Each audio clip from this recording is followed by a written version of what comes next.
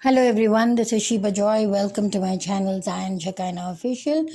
Zion is God's dwelling place, Shekinah is God's glory. Today we're going to look into Psalm 131 and it has three verses. I'm going to read it from NIV version. My heart is not proud, Lord, and my eyes are not haughty. I do not concern myself with great matters or things too wonderful for me. But I have calmed and quieted myself. I am like a weaned child with its mother, like a weaned child, I am content. Israel, put your hope in the Lord both now and forevermore. Uh, Actually, what King David is talking about is that he's not proud. He's telling the Lord, doesn't mean that the Lord doesn't know whether he's proud or not. He knows, but still David is giving a confirmation, back to God, saying that, clearing himself, saying that he's not proud. He's also, his eyes are not haughty. That means when people look at others, they look with so much of hatred, right? So that is haughtiness is nothing but hatred towards others, being hatred. So being hateful towards others. So David is saying that he's not proud, he's not haughty, and also he doesn't concern himself with like great matters. He's a king, but also he's saying that he doesn't concern with great. That means he's not worldly. He's not worldly about, acquiring wealth or going after plunder or going after kings and horses and all that to take and all that.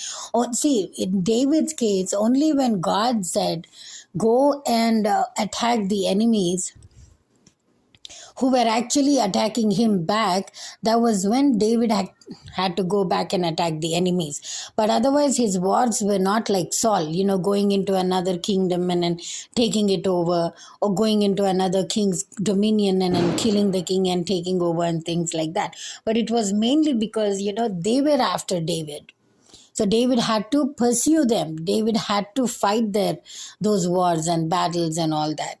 So this is what he's talking about his character here, his intentions, um, and also he's also asking Israel to put their hope in the Lord both now and forevermore. Why? Because when we trust God, when our hope is in Him, what happens? Everything falls in place. Why? Because He is the one who's going to take care of all the things. Sometimes our problems and troubles are not actually not solved by men. Though they might be in authority, they might be in places that they positions that they are in to do that kind of work that we ask them to do, but they're not. Then ultimately, because again, because they might be bribed, or they might be they might be they might get scared of these wicked people threatening their lives and all that stuff. Or they might be just accepting bribes, or they might be like or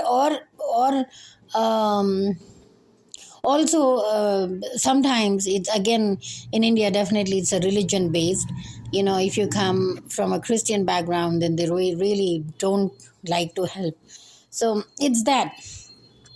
So all these things fall in place. But what is David saying? That we need to put our hope in the Lord both now and forever. Why? Because our hope in the Lord, what does the word say? That those that hope in the Lord will renew their strength like eagles, and they will mount high and soar high.